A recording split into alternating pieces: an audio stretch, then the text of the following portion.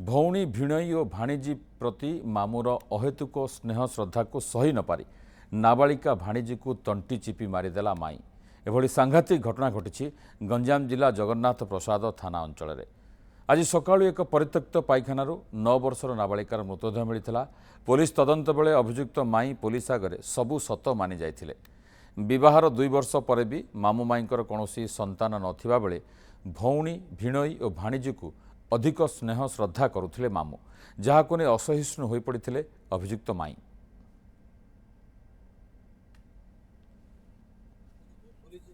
घर पछपटे लाट्रिन भर से डेड बॉडी मिलता से जना पड़ा जाए डेड बॉडी से हिसाब गोटे केस भी मर्डर केस होती तदंतर एसपी गंजाम निर्देश मते मोर तदंत टीम आसले एसपी गंजाम निजे परिदर्शन कले घटनार गुरुत्व देखी से तदंत जना पड़ा जे माई इनवल्व अच्छी से माई भी माने कन्फेस कले से कन्फेस कला जो विपन अफेन्सटा यूज करते गलार यूज करते आय जबत कर आज कोर्ट फरवड़ा।